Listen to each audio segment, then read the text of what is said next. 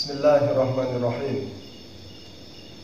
Di antara syarat sahnya sholat adalah suci. Suci dari hadas besar dan suci dari hadas kecil. Hadas besar itu ma yaftakiru ilal ghusli, perkara yang membutuhkan mandi. Artinya perkara yang cara bersucinya dengan cara mandi. Mandi besar tentunya di sini. Apa-apa saja perkara yang menyebabkan kita harus mandi besar atau kita dihukumi berhadas besar. Yang pertama, bahasanya adalah iltiqaul khitanain. Bertemunya dua barang yang dihitan. Artinya kemaluan laki-laki ketemu dengan kemaluan perempuan. Bertemu saja, artinya bertemu itu ya menempel, itu sudah terkena hukum hadas besar. Apalagi sampai berhubungan. Tentu kita bahas yang halal aja. Yang haram tidak usah dibahas, itu udah dosa. Kita bahas yang halal. Misalnya suami istri ingin berhubungan.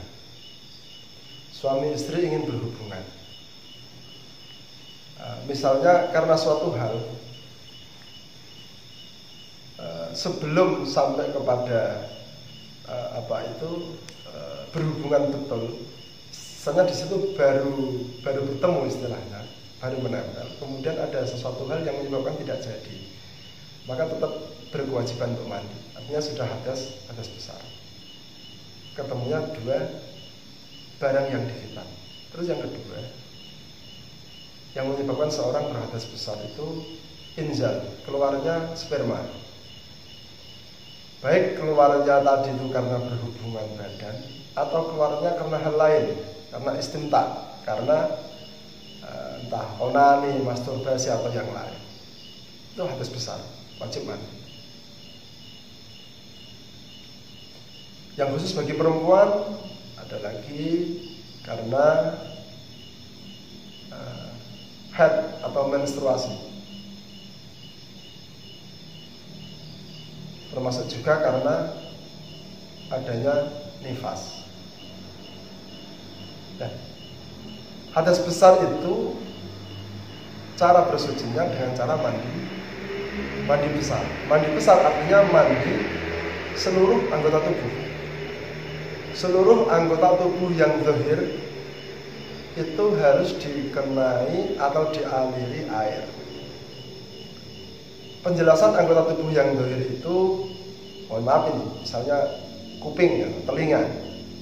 Tidak hanya digerujukin gini saja, tapi dalam ini termasuk anggota zahirnya. Maka usahakan air itu bisa masuk ke dalam lubang telinga ini. Terus lubang hidung, tidak hanya begini saja, tapi hidung ini dimasukin semuanya. Terus lipatan-lipatan, mungkin agak susah juga orang yang gemuk-gemuk sampai di badannya banyak lipatan-lipatan lemak itu termasuk pusar. Ya, pusar itu kan ada lipatan-lipatannya. Dikasih air, dikocor, dialiri air sambil ditekan-tekan, dikurek-kurek bahasanya. Biar anggota tubuh zahir, artinya yang anggota tubuh yang masih bisa dijangkau oleh air harus kena air.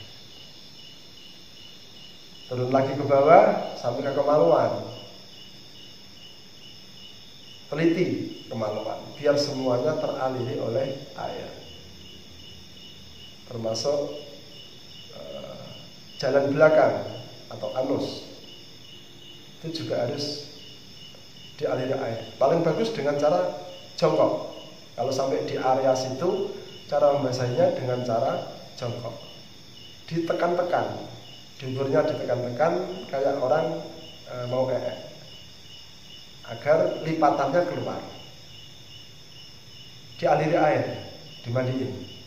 Termasuk kubul atau jalan depan atau kemaluan itu juga sama. Terutama mohon maaf bagi ibu-ibu, lipatan-lipatannya itu benar-benar dibasahin, benar-benar dimandiin semuanya. Lagi nih. Dalam kuku, ya ini apa bahasanya ini? Nah, kadang-kadang ada yang suka kukunya panjang-panjang, nah ini dalam kuku. Tidak boleh ada yang tidak teraliri oleh air. Ini mandi-mandi besar, ya.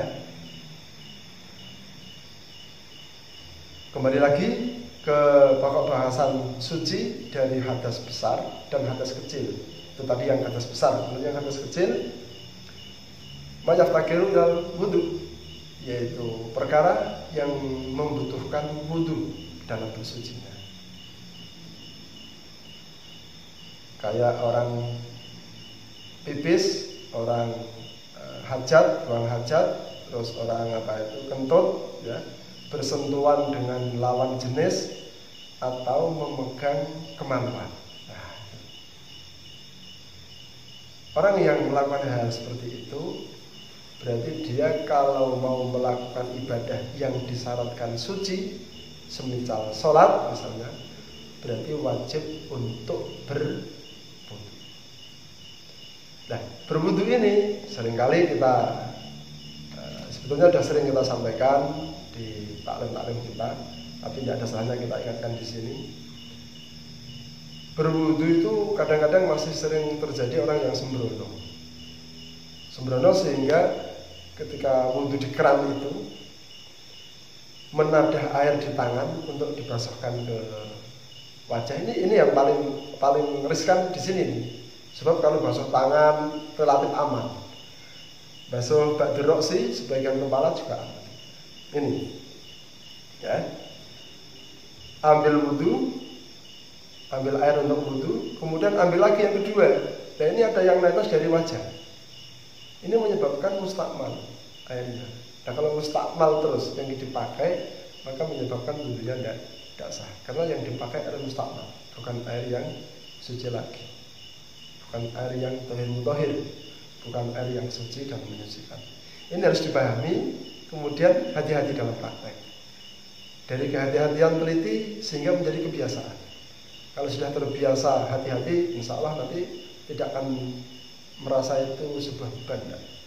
Bahkan lebih enaknya ya seperti itu kalau sudah kita jadikan kebiasaan.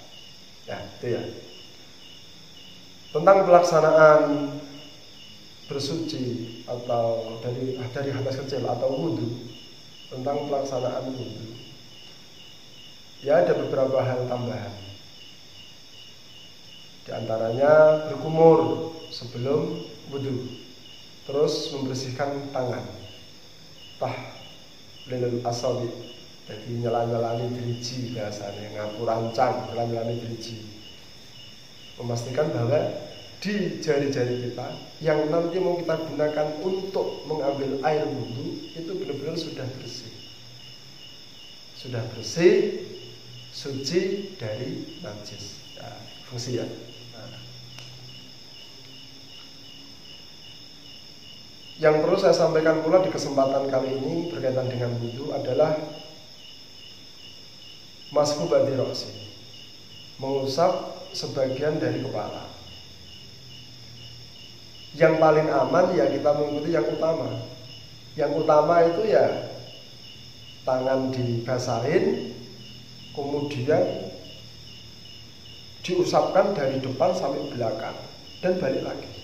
Itu paling aman. Tetapi kalau ada yang iktifaan, ada yang ngalap cukup dengan sebagian kecil saja, itu harus hati-hati dan kita pastikan kenakan rambut atau kenakan rambut yang pendek yang tidak keluar dari batas wajah, atau kenakan langsung di kulitnya saja. Nah, kulit kan pasti ada rambutnya. Nah, kenakan di kulitnya saja langsung. Itu malah lebih aman daripada di depan gini. Kadang-kadang gitu bahasanya gini lah, kenyanya hanya di ujung-ujung saja. Padahal ujung itu kalau ditarik dia ada di garis, dikeluar dari garis wajah, itu juga menyebabkan rusaknya lambung. Nah, terus terakhir basuh kaki. Nah, basuh kaki ini yang sering jadi permasalahan itu yang ada di bawah kuku, Maka pastikan kulit yang ada di bawah kuku menempel ini, pastikan itu juga teraliri oleh air wudhu, sehingga semua anggota tubuh yang memang harus terkena aliran air wudhu semuanya terkena air, tidak ada yang ketinggalan. Semoga bermanfaat untuk kita bersama. Terima kasih.